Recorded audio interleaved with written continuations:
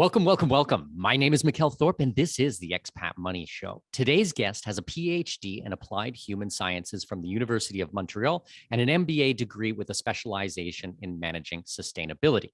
Today, we will be discussing food autonomy and sustainable ecological living based on permaculture design. These are topics that I have wanted to discuss in more detail for several months now, so I am really excited about today's conversation. Please welcome to the show, Joseph El-Khoury. Joey, how are you? Very good, Mikkel. Very good. Very happy to be with you this afternoon here in Montreal. Yes, I am really excited about this conversation. I have been wanting to do more of this type of stuff for a while, and I think that it really fits in to my audience and what we discuss on the show, because so much of it has to do with personal responsibility. I mean, this show at the end of the day is always about freedom, and with freedom comes personal responsibility. It's kind of the sister there. So why don't we just start with your backstory a little bit? How did you get into permaculture, and why did you decide to take your career and your education and your expertise in this way? Yeah, sure. So born and raised in Beirut, Lebanon. Did my undergrad in management for lack of better option at the time, 17, it's like, okay, what am I going to do? I don't know, just do business and we'll take it from there. In 2001, when I finished my studies, like a lot of Lebanese, young Lebanese, not able to find a decent work back home. So a lot of us immigrate to Dubai and the Gulf region there. So I went to Dubai and I worked for 9 years as the last role I had at the company, which is the American multinational Procter & Gamble. So I worked for them for 9 years. The last role I had there was key account director for the Gulf, North Africa, and Pakistan, overlooking their biggest client, which are the Carrefour hypermarkets. So, I was really in the corporate career for many years, living the high life at the young age of 21, 22, really having a blast, thinking I was some kind of soccer star or rock star. And it was a lot of fun for a very long time, a lot of fun. Except that after a while, I started feeling, not too excited about the work anymore. It was difficult waking up in the morning and dragging my feet to the office, wondering, why it was that I was doing what I was doing at the time. And it felt weird because, around me, people were saying, oh, you're super successful. You've got this amazing career, amazing job. You're driving like a Honda S2000, beautiful car. You just bought like a latest condo in the latest projects in Dubai. But, like within me, I wasn't that happy. I was kind of depressed. And I thought that was weird. You're so successful, but then you're not happy about it. So that's when in 2009 with my partner at the time, we said, okay, you know what, we need to kind of take a year off, kind of back up a bit and see what we want to do with things. Actually, my mom is Canadian. She's from Quebec. And I had never really gotten to know my Quebecois family. So I said, you know what, I've got a Canadian passport. I'm going to go to Montreal. Always wanted to live in Montreal since I was a kid. And I'll go back to studies. I'll take a year off from work. I'll study. I'll do an MBA. It won't be any time lost because, I also really wanted to be on the beach for a year doing nothing. But I had that kind of guilt trip. You're always in the performance. So I was like, I'll do an MBA. And during the MBA, I was like, okay, I'm not really learning anything new. I mean, everything that we're looking in textbooks, this is what I did at Procter & Gamble for 9 years, So I was really at a existential like crossroad, late 20s, early 30s. Like, what do I do with my life? Where do I go from here? Like at the end of the MBA, I took this course. It was like an optional course called Corporate Social Responsibility. And for the first time, somebody that's legit, not just a hippie, was telling me, look, like, you've got management experience, but you can use that for something good to improve society, basically. Like, corporations have responsibilities in the way that they impact society. and we can think about these things, we can think around them. So, I started diving into sustainable development, social innovation, social entrepreneurship. Social entrepreneurship really was something that inspired me. And right after my MBA, as most of my colleagues were getting like high-end jobs in multinationals, I went to Africa for 5 months on an agriculture project in the middle of the Sahel region, like really out of, in the middle of nowhere, to work on this agricultural project. And I had never in my plant, sorry, never in my life planted a seed. And that was kind of a revelation for me. I was like, where was I all this time? Like I had never asked myself, how does food actually grow? Like, how do you go from a tiny seed to like a tree and like a bunch of mangoes, So that was really kind of very transformational experience for me in my life. And that's when I understood a lot of things, that money isn't everything. And, material stuff can make you happy to a certain extent, but then there's like a diminishing returns in terms of happiness and, having your own time, being able to have like control over your own life. And so, all these existential things. And so finally, I felt that I was getting somewhere in my quest for my inner happiness. And so when I came back to Montreal, I kept studying in managing sustainability. That was really my newfound kind of vocation. And so I came back from Africa looking at all these sustainability problems around agriculture. And at the same time, my partner, while I was in Africa, she was in Montreal, she came across permaculture.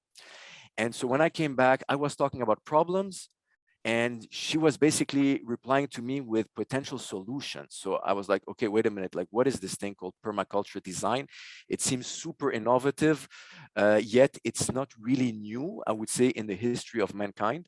And I'm going to get into the details.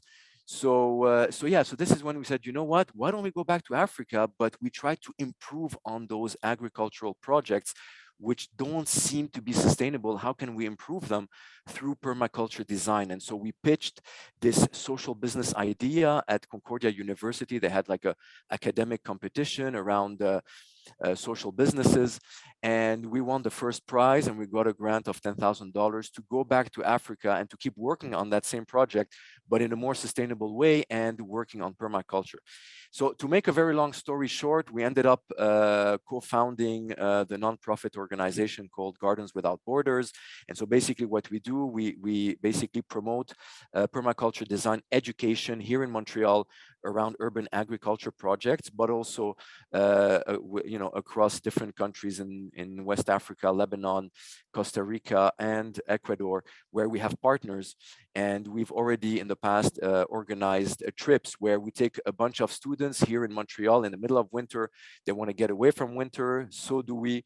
And then we go down to Ecuador, and we spend 3 months on a permaculture farm, learning a bunch of things, which is related, of course, to how can we grow food sustainably at the local level with minimum input in terms of financial investment and in terms of infrastructure and technology, but how can we really produce food in a sustainable way that's good for us and for our health, for the ecosystem, and a kind of agriculture that can help regenerate ecosystems. So it's the whole idea of working with nature rather than working against nature, which our industrial agricultural system has tended to do, since the 1950s, post World War II.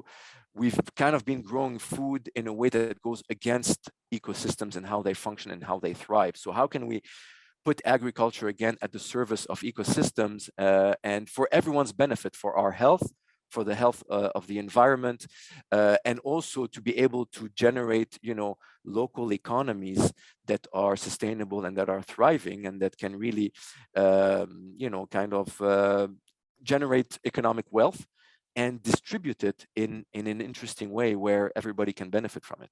So I'm sorry. I mean, you told me before you said, Joey, I have people that tend to go like 23 minutes on the introduction. I hope I didn't spend 23 minutes, but it was definitely not 3 minutes as you had suggested. I love it. Not a problem whatsoever. I appreciate your passion, and there's just a ton of things to break down in there. It's also very curious that you spent 9 years living in the UAE. I spent 8 years living in Abu Dhabi from 2011 till 2019. I was in Abu Dhabi. So maybe we were next door neighbors at the time. And I will be going to Lebanon for my very first time in a couple of weeks. Very soon from now, I go to Lebanon. So that's going to be an interesting trip. So what's taking you there? Well, I have a big trip. I got a whole bunch of meetings. So I go to Turkey for some meetings. Then I go to Rome for a mastermind, then Cyprus for more meetings. And then on the way back, I'm going to do a little stopover in Lebanon just because I've always wanted to go there. And then back to Panama. So I'll be gone for 3.5, 4 weeks, 3 weeks, something like that. So okay. I'm pretty excited about Let's touch base on the Lebanon part after the show. Okay. Sounds good. Sounds good. All right. So then let's get into what is permaculture. I mean, you described some of it here, but maybe go into it a little bit more detail and explain like what does it include? Because it's not just fruits and vegetables. Actually, there's a lot to it from my understanding. That's right. That's right. So, okay, so let's start with the actual term, permaculture. It's actually a combination of permanent and culture. The idea being, can human civilization, are we able to design a way of organizing ourselves in society that can be such a good design? It's such a good way that we organize ourselves in terms of producing the things that we need to meet our basic needs in the most equitable and fair way for everybody. Can we achieve that in an optimum design? So how do we produce? How do we distribute? How do we consume? And what do we do with waste? So, all these basic functions of a society, permaculture poses the questions and says, is there a way to design this that is so optimal that we wouldn't want to change it, that it becomes a permanent way for society to function within the limits of the biosphere?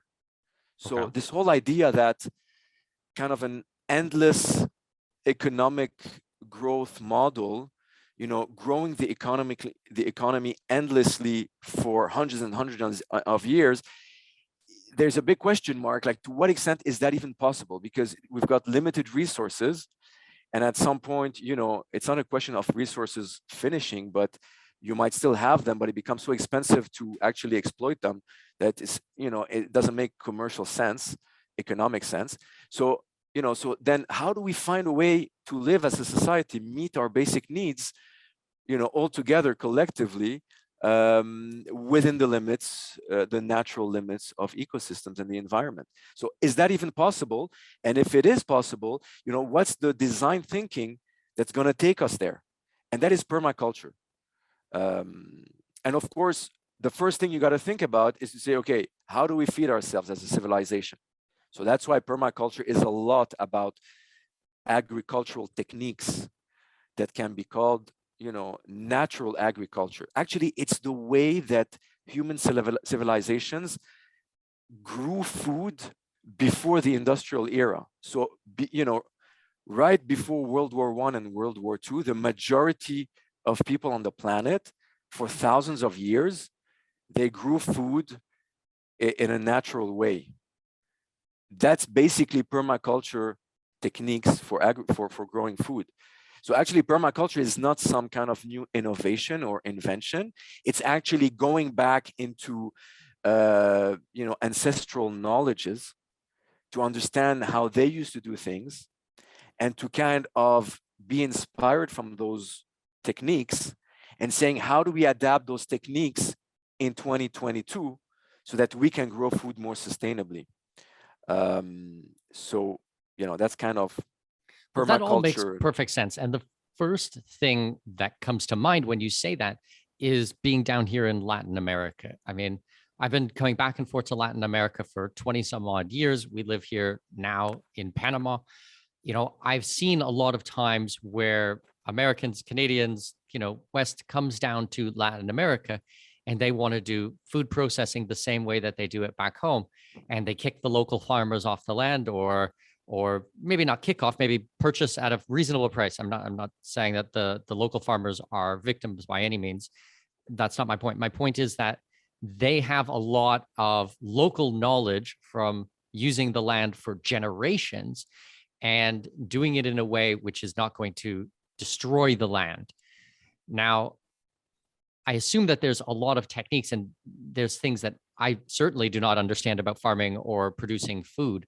But the first thing that comes to mind is, the way that we do these massive row crops in North America for thousands and thousands of hectares of one type of crop, opposed to maybe down here in Latin America, cycling through many different types of crops or having many different types of crops on one plot of land. Can you talk to us? First of all, am I correct in my beliefs or am I completely off basis? And if I, either or, please feel free to tell me I'm right or I'm wrong, because I'm not sure here. Yeah, you're definitely pointing in the right direction. So, one of the first things we say when we're trying to compare permaculture design techniques with kind of more conventional industrial techniques, it's the whole idea to say, whereas industrial agriculture is very much based on monoculture, so rows of tomatoes like on endless hectares, permaculture is about polyculture. So you're not going to grow just tomatoes. You're going to grow tomatoes with other varieties of vegetables and possibly fruits that, actually have a symbiotic relationship with tomato plants. So for example, we know that growing tomatoes and basil is a good like partner crop, right? So it's a good polyculture because again, I'm not going to necessarily get into the techniques of it because that's not my field, but we understand today, for example, in a forest that trees and plants communicate and exchange nutrients. So for example, in a forest, you're going to have the high canopy that gets a lot of sunlight that's going to transfer its excess energy through the mycelium, which are the roots of mushrooms, to other smaller bushes that don't get as much sunlight and need energy. And so forests auto-regulate themselves in this way. We understand this now. I mean, ancestral cultures understood this in their own way.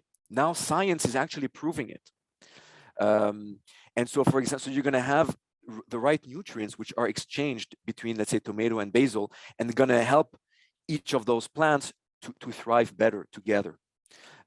Also, the basil is going to act as a kind of repellent for certain insects that could attack the tomatoes. So what we found actually is that when we take a natural ecosystem in all of its diversity, it's very resilient. I mean, it really operates in an optimum way. So it produces a good quantity of a diversity of foods. And so, for example, if you had a kind of insect that's going to attacks just tomatoes, if you have hectares of land, just tomatoes, you're going to lose all your tomatoes. But if you have a diverse ecosystem, you might lose your tomatoes, but you're going to still be able to generate produce and possibly revenues from other crops that you're growing. So even from an economic standpoint, from a business model standpoint, it's more resilient and it's a better, you better manage your risk when you have a diverse ecosystem. It's like diversifying your investment portfolio.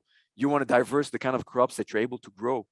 And if you're able to do that without having to invest on chemical inputs, that's also interesting from a commercial standpoint, from an environmental standpoint, because you're not destroying the land, you're actually working to rebuild it. And that's very important because one of the major ecological crises of our time is that we are losing topsoil.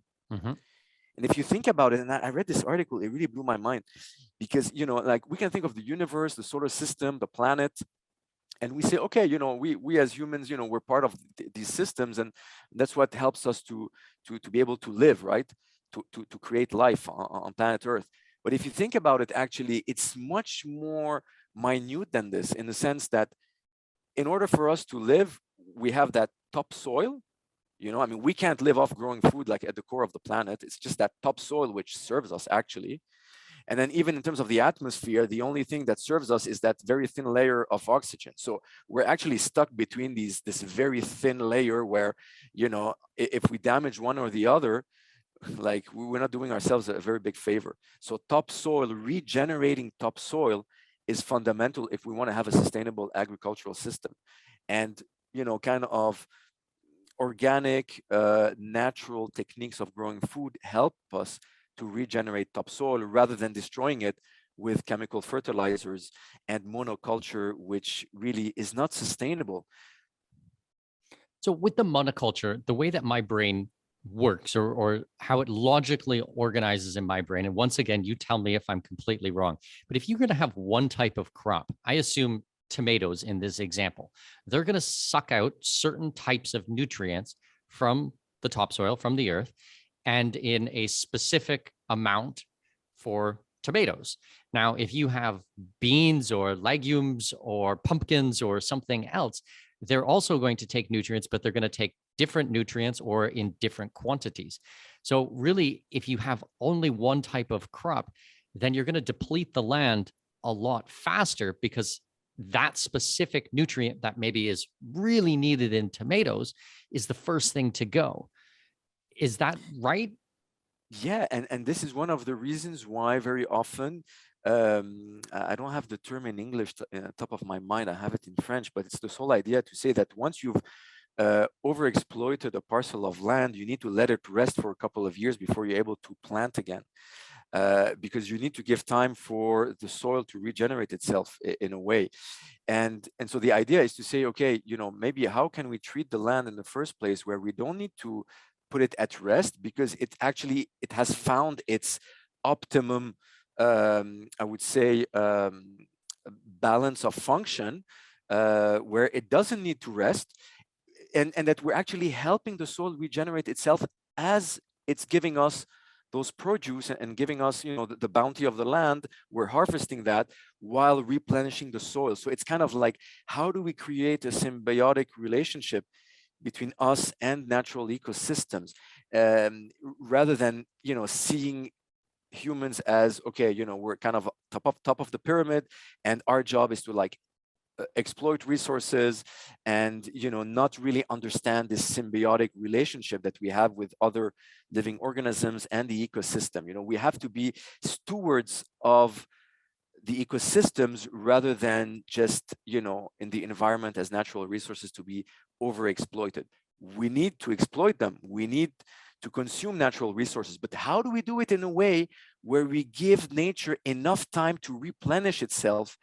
Because if we're overexploiting, then we're not giving natural ecosystem the time to replenish in order to serve us better, in a sense, right? So how do we find that right balance, which has been very much destabilized in our way of producing food? And that's the whole idea of, how do we design society in a way that, we can operate in an interesting way within the limits of the biosphere and what it can hold in terms of capacity. So in your research, in your work, what have you concluded? What are best practices? What are things that we can do this? Mm-hmm. So I guess there are many angles to this question. The first thing, I mean, that's again something more personal, I would say, to my life's journey, is, it kind of, when I was in Africa on this agricultural project, and I was seeing communities that have been living there for thousands of years, that have a very, very rich culture, that have they might not have necessarily scientific knowledge, but they have a lot of wisdom. They could be considered, of course, they are considered as amongst the poorest people on earth from a kind of materialistic standpoint. But I found that in terms of their joy for life, they were very rich, they were very giving, very generous, so very welcoming. There was a lot of solidarity, and there was a kind of joy of life that, when I actually thought about it, I would think about, different instances in my own life when I was living in Dubai, or, friends and families here in Canada, that, you look around us and you say, okay, I mean, these people live in very well off, and, we don't all our basic needs are met in a very comfortable way. But, I mean, we see what we sometimes call civilizational diseases, if I can say, which are things like, mental depression and suicide and burnouts. And I remember one time when I was in that village in Mali, the chief of the village, we were one evening around the campfire, and he asked me a question. He felt kind of awkward asking me the question, but he said, "Is it true that where you come from, there is this disease called suicide?" I was like, that was the first time somebody framed it as a kind of disease. And I mean, all this to say that, so in my own personal journey, I've come to realize that, you know what, I don't need much to be happy, or I need to try to not need much in order to be happy. Because if my happiness is going to be based on what I have rather than who I am, I might have some problems in my life. And so it really brought a lot of reflections on, like my consumption habits and my own lifestyle, and where do I invest my money? What do I do with my money? Because as we know, $1 that we spend is a vote that we're voting for XYZ, whatever brand we're buying, or whatever investment we're making. So how do I use my financial capital in a way that can generate positive impact in my own life, in terms of my ultimate goal, which is being healthy and being happy, and having time for my friends and my family, which is something that you talk a lot about on your channel, and designing your lifestyle in a way that you can focus on the things that matter. And so I would say that this whole thing about rethinking our overconsumption habits. But then, as I was kind of like working on myself on these things and trying to have a much more simple lifestyle, I started realizing that, okay, wait a minute. I mean, it's a good thing where I can have a positive impact on the environment through my lifestyle, but you've got major multinationals, one of which I'm not going to point fingers or play the blame game or anything, but very I would say objectively, I work for Procter and Gamble, and when you have this kind of operations, obviously you are bound to have some kind of negative impact on society and the environment. So these guys got to also think about these things, and they got to innovate their business models in order to integrate sustainability in the way that they do business.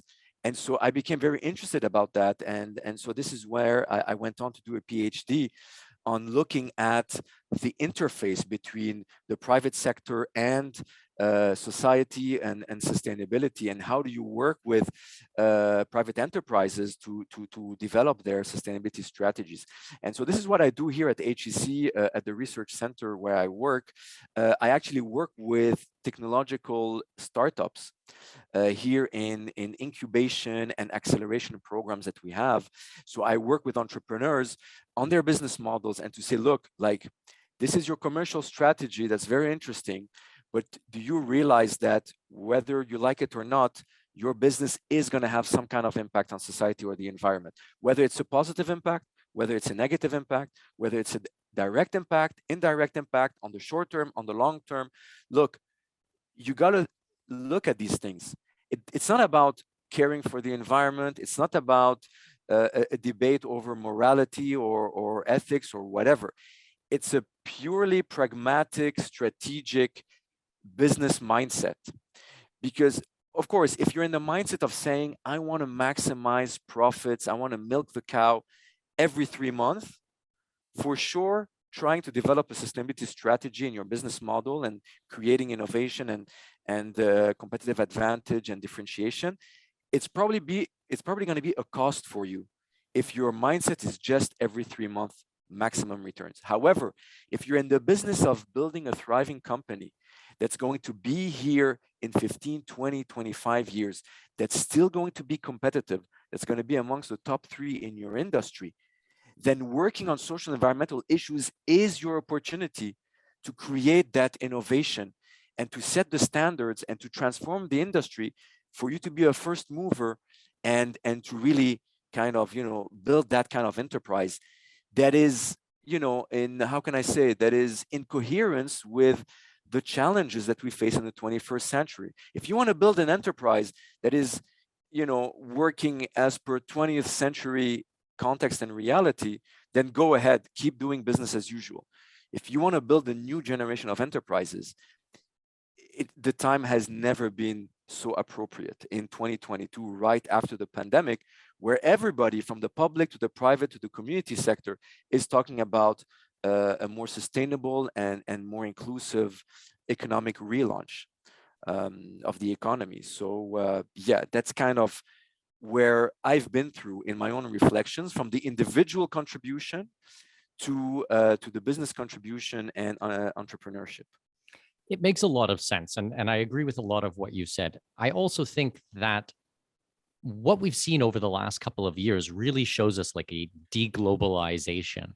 And I think that permaculture is going to be more and more important, especially when we're discussing things like low, keeping things local and seasonal and not putting so much chemicals into the ground.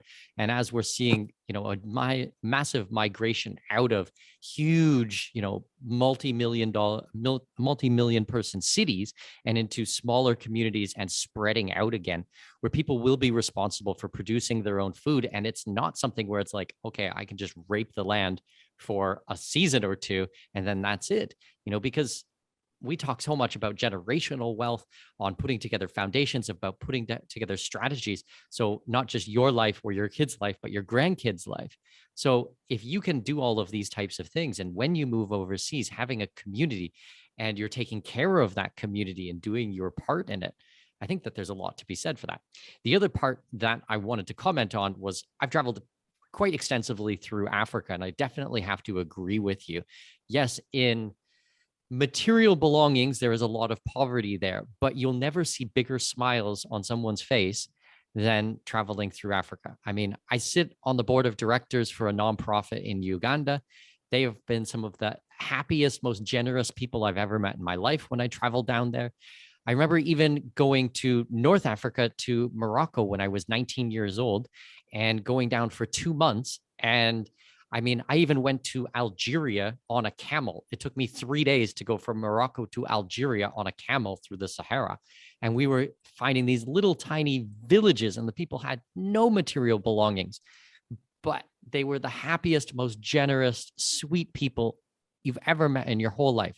They would invite you in for a cup of tea, wouldn't even speak the language, but just sit there and smile and try to pantomime and communicate. And they were just so thrilled to meet someone. And it was just an amazing experience. So there are different types of wealth. I will fully agree with that statement. Well, thanks for that, Mikhail. And you said something that that I've been thinking a lot recently, which is this whole, I would say, approach, or I would say even movement to a certain extent, of relocalizing the economy, which is interesting as we've been talking from a sustainability standpoint.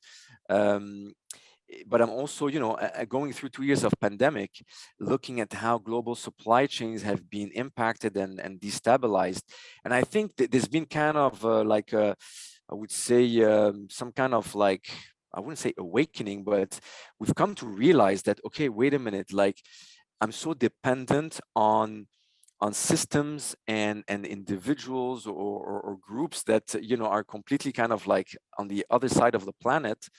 How do I build resilience, building local resilience, to say that, okay, how can we prepare ourselves to other shocks, whether they're economic shocks, whether they're environmental or social or political, and to be able to build better kind of local resilience. It doesn't necessarily mean being disconnected from a global world, but if we're able to better design and develop our local systems, then we can better get into kind of like exchanges with other territories in other regions. So and then with this, it ties in with the whole libertarian approach, right? And how can we nurture freedom while at the same time nurturing solidarity? That those two things, which I think is where we are at as a society, thinking around these things. It's a big challenge. We don't have the answers already written down. It's a lot of experimentation. It's a lot of trial and error, being able to learn from the initiatives and projects and things that we put in place. Yeah, and this is where permaculture I find is interesting, because so I was talking about the agricultural aspect of permaculture, but then permaculture is not just agriculture. It touches on tools and technology. So how do we tap into technology? How do we use technology in a sustainable way?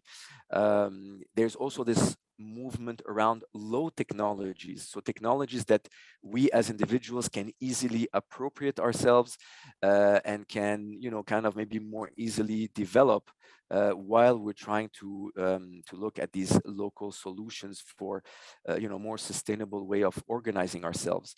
Permaculture is also about education. So for example, I have a 6-year-old and we're homeschooling him.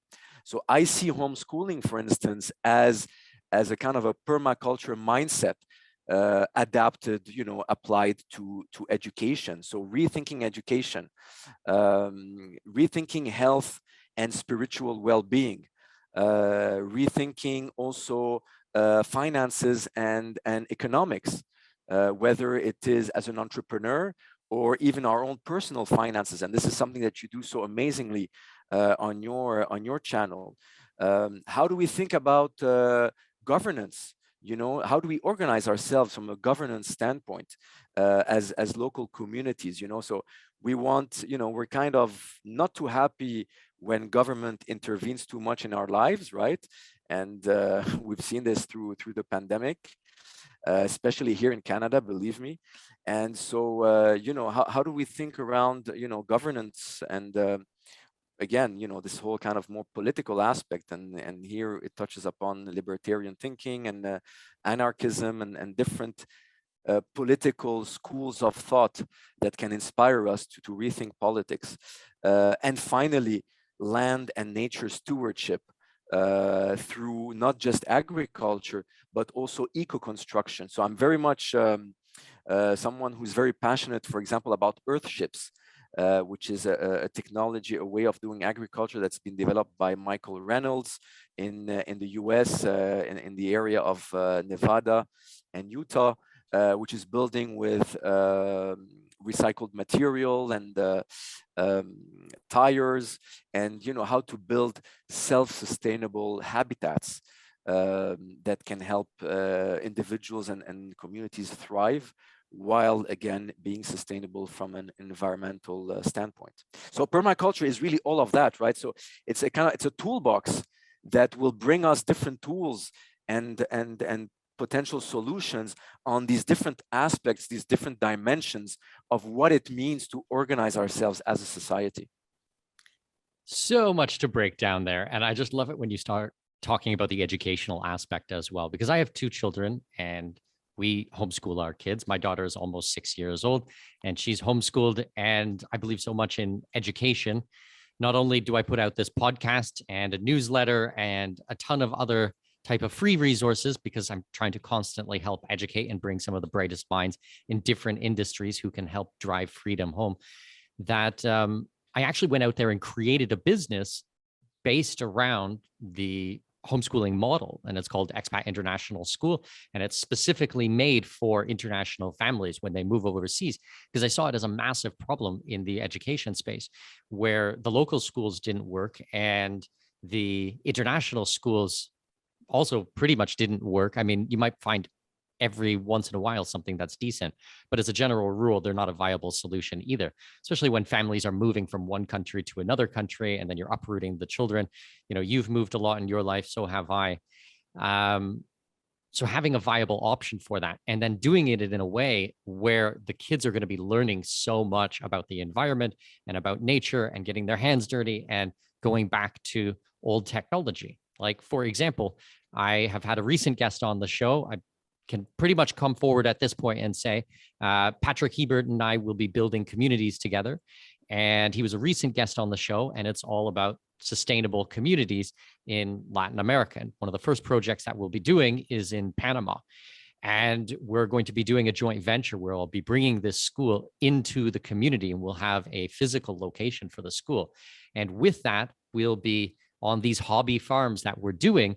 The kids will be involved. So they'll learn about the growth cycle. They'll learn about how to produce food. They'll learn about solar and water and processing and all of these types of things. Because I think it's so, so important.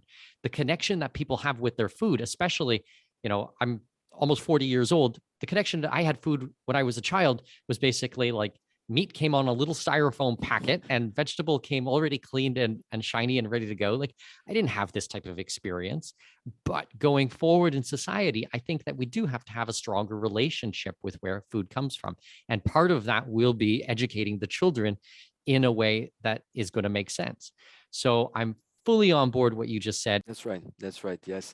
Yeah, so the whole educational aspect is definitely something that I'm very passionate about, inspires me a lot, because we got to rethink education. We got to rethink education. The current system, in my view, is broken to many regards, especially here in Quebec. And I just don't see the current educational system preparing our kids for, for what's to come for the rest of the century, upcoming decades. And we got to learn with them on how to be more resilient. And yeah, I mean, anyways, that could be eventually for another discussion, but maybe a couple of last points which I think are important to pinpoint about permaculture. Well, the first thing is, well, I didn't mention it when I was defining the term itself, but it actually started in Australia in the 1970s by Bill Mollison and David Holmgren, which are considered kind of the two founding fathers of permaculture design.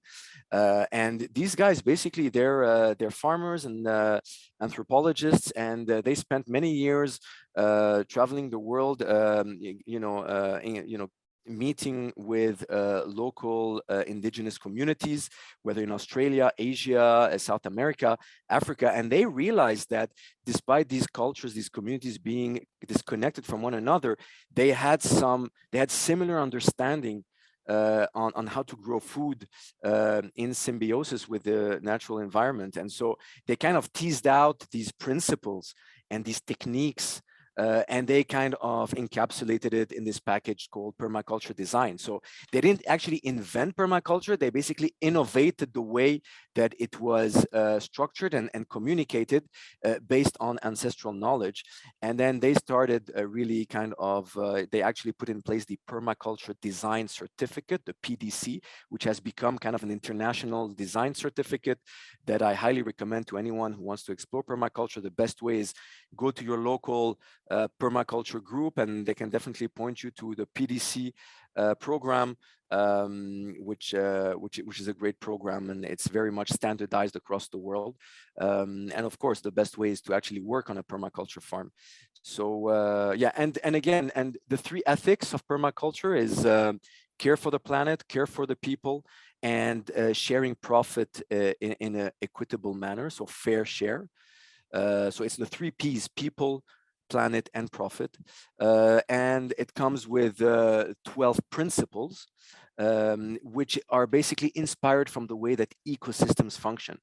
So, the importance of observing your environment before you actually take an action, or favoring, for example, what they call edges. So, you'd have a forest and you'd have a wetland where those two ecosystems meet, that edge there, that's where you have the more diversity and where things thrive the most. And so if we transpose that principle to our society, which is ever more so polarized, it's like, no, we got to kind of, create those social edges where people come together, despite and beyond their differences, and creating together in this diversity, this is where we can thrive. So there's a lot of interesting principles that nature teaches us that we can actually transpose in the way that we design societies and communities. And so these are kind of the couple of points I just wanted to add on to permaculture. Yeah, absolutely. And I think that what you've just said and what you were saying earlier about how humans organize themselves, how people are governed or govern themselves, and how this fits to community and how we design new communities, I think is so important, because I think that the trend, and probably one of the largest trends that we'll see over the next decade or two, is a complete reorganization of how people interact and how people behave in groups. I think that humans are humans, but I think that we're going to see a giant fracturing of these massive nation states. And I think it's really important. And that's what I'm spending a massive amount of time learning about and exploring and networking in, is people who are setting up communities and doing it in more sustainable and ecological ways, and doing it in peaceful and prosperous ways that fall in line with my belief systems as a libertarian. I also wanted to mention that one of the main reasons that I left the UAE was because there was no way that we were ever going to be able to sustain ourselves in that country. 50 or pretty much all of the water is come from desalination. They produce a very tiny, minuscule amount of food, but basically everything is brought in, and it's all done on the back of the oil industry. Now, I have no problem with the oil industry. I think it's very necessary in the world right now. Yes, it would be great if we could have electric cars and stuff, but I think that that's just not a reality at this point. So that's fine. I'm not saying anything about the oil industry. What I have a problem with is that if the electricity goes out for a day and it's 55 degrees Celsius and you don't have your air conditioning running there, you're going to cook. And even if you're growing food, that's going to all turn off. So when we started looking for a new home, we were looking at a place which would fit in with my belief patterns, our belief patterns, and was going to be fully sustainable from a water standpoint and from a food standpoint. And that's why it was two of the really big things, or three of the really big things, that why we chose Panama. I mean, this is a food independent country. We produce a massive amount of food. It's volcanic soil here. You could grow just about anything here. It rains almost every day, or at least in the rainy season. I mean, we get tons of fresh water. There's just so much to be said about living in a place which properly supports humans, opposed to living out in the desert. Now, once again, don't get me wrong, I loved my time when I was in the UAE, and I'm very grateful for the country and the community. And, as an expat home, I thought it was great. But at some point, I just thought, this is too risky, and when you're talking about the globalization and the supply chain issues, which we're seeing today, imagine being in a place where you have only one commodity to trade. That's very, very worrying when you're always going to be dependent on somebody else, or another culture, or another community, or another country and their government. That just makes me way too nervous. So I had to get out. So we relocated our whole family over here. And so far, very, very happy after 3 years of being here. And I feel secure knowing that we can produce food. Yeah, I mean, that's very interesting, Mikhail, what you bring to the discussion. And it just made me think of three different things. The first thing is, again, the importance of realizing the how fundamental self-sufficiency and some degree of autonomy is important moving forward in the kind of global context that we're going to be facing in the coming years. A lot of like uncertainty, a lot of disruption for many different reasons. And how can we be, again, how can we develop as much autonomy as possible for ourselves, our families, and our community, our loved ones, and where it is that we want to establish ourselves. And actually, I also have family in Panama. My cousin, who has been there for many years now, and it was kind of also the same thinking. She grew up in Lebanon with all the uncertainty that comes with being from that country, and at some point you kind of start thinking about the basics. It's the way I kind of feel that what we're touching upon together today is really a kind of back to basics that kind of need to be secured. But how can we do that again? Not in a too much hyper individualistic way. Yes, in a way that protects our individual freedoms, but enables us also to build community. And it starts with, okay, where is the ecosystem that is kind of the optimum in terms of food production, water, fresh air to breathe. It's funny because it's kind of like that's where we are at this crossroad, right? And obviously Panama and the whole Central America there is a very interesting region from that standpoint. So yeah.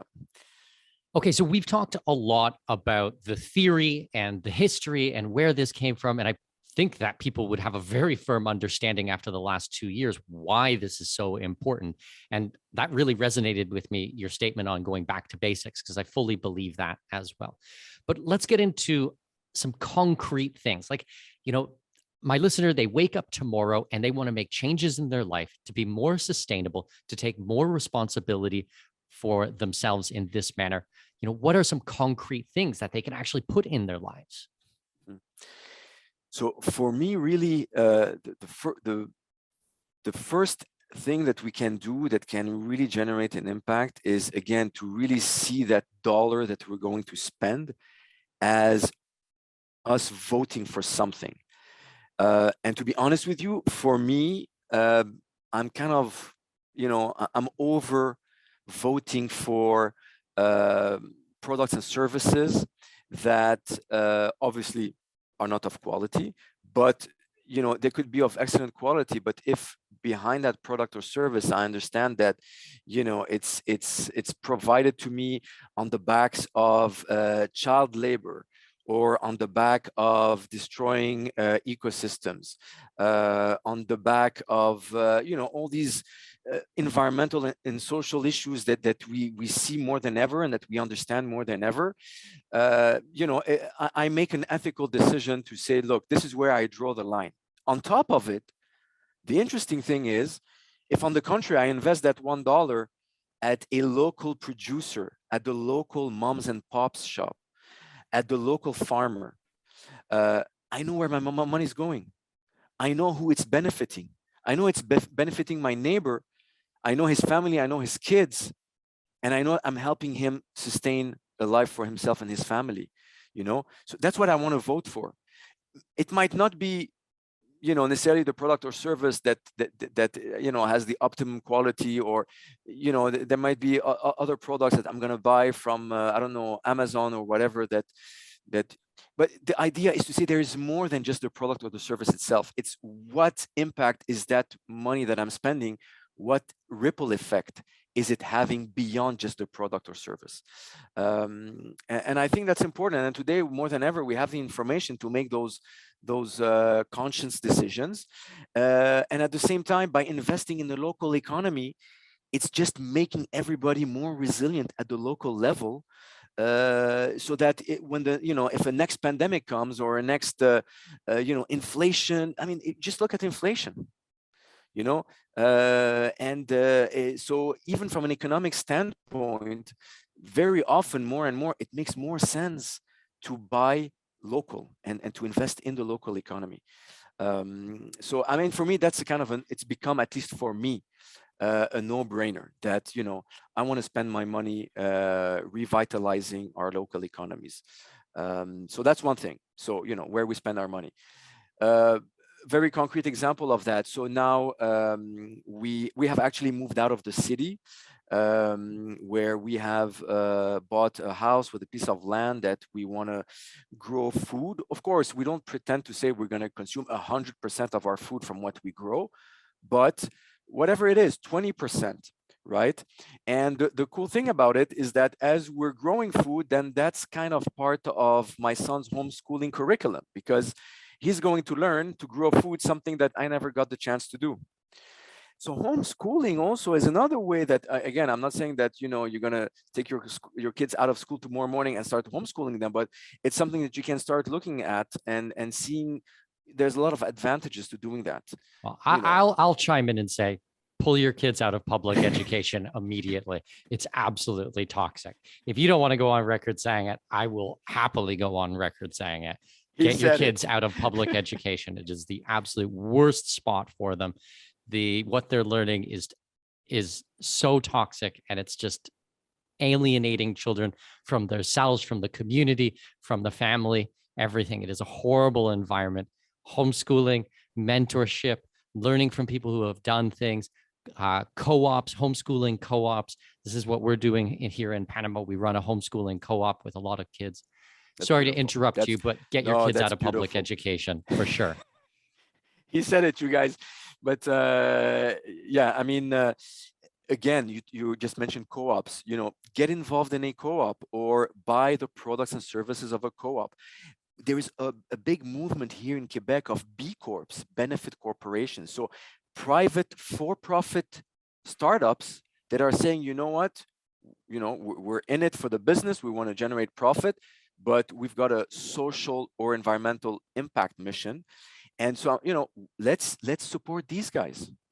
And yeah, so as I was mentioning, so we started growing our food, homeschooling. We're also, you know, we're part of community supported agriculture system where we buy from local producers. We get our weekly basket at a drop-off point. So we're part of that to support the local farmer. And then we go to the farm with our boy to as a kind of educational activity, right? To visit the farmer. And so our boy knows who's growing his food and so on and so forth. What else? Get involved, honestly, why not, into local municipal politics? For me, from a political standpoint, for me, the future of politics is the municipal level. And that's where things need to happen. That's where things happen. That's where things happen that impact our lives directly. And I'm all, you know, for this devolution of power from the federal and the provincial down to the municipal. We got to give power back to the municipal level and get involved at that level. You know, whether you want to run for office at the municipal level or you want to hold your elected officials accountable for what's going on at the local level. You know, put pressure on them and you know, make them accountable for what's going on in your community at the local level. That's kind of like the political approach, if I would say, to this idea of permaculture. What else? Explore other diets, I would say. Again, you know, I'm not going to be there lecturing about vegetarian or veganism or whatever, but being curious about deconstructing the way we've been taught about, you know, what health is about, deconstructing that and reconstructing it, you know, with, of course, the scientific school of thought, but also exploring other things that, you know, have been proven to work for thousands of years from ancestral knowledge and these things, you know, I mean, not being stuck in this kind of like unidimensional way of understanding our world and really kind of like opening up our minds about other ways and finding our own mix, you know, and not getting stuck in ideologies, but rather kind of nourishing ourselves from different things and designing our own way of being and doing that fits with our own you know, aspirations and that of our families. And so again, you know, being a lot, you know, not being afraid of risks and obviously your audience are really good at that because, you know, a very adventurous audience. And so again, you know, maybe I'm not I'm kind of deviating from very specific things and being more kind of like philosophical, but yeah, have chickens, you know. What else? No, I think this is a great start. And I think that the trend that we're going to see in the future, or the trend that I am betting on, is much smaller communities, which are a lot more self-governing. And you know everybody who's involved. You know everybody who, you know your neighbors and participating with your neighbors, whether that be growing chickens and trading eggs and barter, or someone has a specialized service or skill that they can help you with and you do something in exchange for that, using different forms of monetary, whether that be cryptocurrency or precious metals or something I don't even know right now, but not always relying on federal backed currencies. You know, getting to know everybody in your community, I think, is so super important. Like when you say get into politics, I mean, I'm massively against large, bloated federal institutions. But if we're going to talk about politics in a community of a couple of hundred people, and it's not about a giant power grab or power over people, but helping you to organize, that's something that I can see is important.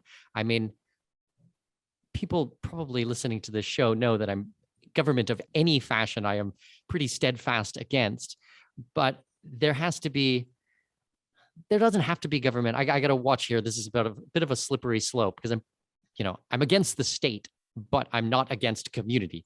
I'm not against being friends with my neighbors or organizing ourselves in different ways. It Yeah. just has to be done in an honest and ethical way. And I think that when it gets into such a large scale, it has no choice but to fall apart. I just don't think that you can have any type of organization with millions upon millions upon millions of people involved. We need things, it needs to be a decentralization of power. It needs to be spread out. And I think that permaculture will play a very important part of the responsibility to make sure that these communities last more than just a few months or a few years, but forever. So I think that your tips are very good. And I think that there's a lot that we can explore in all of those types of things. Yeah, so I mean, again, to be more precise, when I mentioned politics, I definitely did not mean getting into the politics that we see as a media show, but politics in the sense of direct democracy. And it makes me think of a very interesting book that was written in the 1970s by a famous economist, Schumacher. The title of the book is Small is Beautiful. And he was a firm believer that, in local human scale communities where people can actually have power over their destiny, over their lives.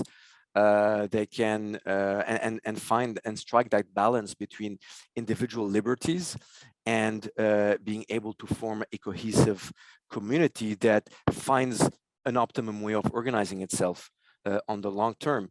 And again, the idea for me behind permaculture design is that it's a toolbox that can help you to have, I would say, the philosophy of this kind of vision, but also very practical tools that can be applied where this can materialize, in a certain on a certain territory.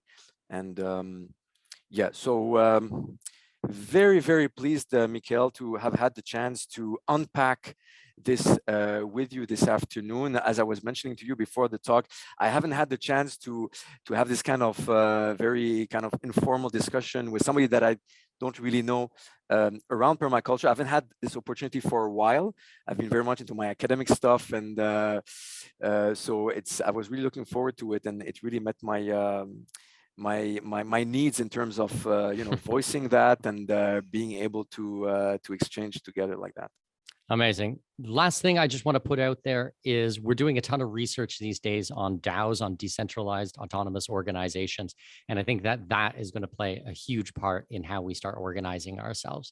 So I think that we're going to have to do a ton of episodes on that and try to uncover many different aspects of this, of living overseas and building fresh communities from scratch. I just don't think that there is a way that we're going to be able to change the system that's already there, especially at the federal level.